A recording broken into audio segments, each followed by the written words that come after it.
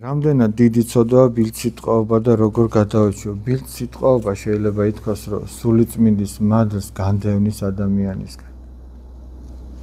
ახლა ადამიანი რჩება ღვთის მადლის გარეშე, სულიწმინდის მადლის გარეშე. ეს ძალიან საშინელი რამეა.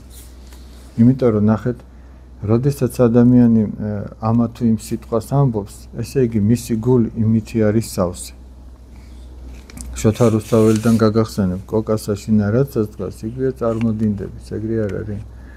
რაც დგას, ის გადმოიღრება. ჩვენ როდესაც ბრაზობთ, გულიდან რაც ამოდის, ეგ არის ჩვენი მაგითია ჩვენი გულის სავსე. ახლა დავუშვათ, შენ არ იცი ქვაბში რა არის და დუღს და გადმოდის. რაც გადმოვა, ხომ იხდები, რა თქმა უნდა, ქვაბი ამითია სავსე. და დუღილის დროს გადმოვიდა. და გულიდანაც ზოგჯერ გულიდან კი გაბრაზებული ადამიანი, მაგრამ მაინც არ გადმოდის ცუდი სიტყვა. და ესე იგი არ არის ამ ადამიანის გულში ეს სიტყვა. მაგრამ ზოგჯერ ადამიანის პირიდან ძალიან ბიჭი სიტყვები ამოდის და ესე იგი მისი გული ამითია სავსე. ეხლა ამას ხვების განსაკითხად კი არ ვამბობ, აი ჩვენს მეტყველებას დავაკვირდეთ, რა დროს რას ვამბობთ და მივხვდებით ჩვენი გული როგორია. ზოგ შემთხვევაში მივხვდებით, რომ ძალიან დაბინძურებულია, იმას გაწმენდა ჭირდება.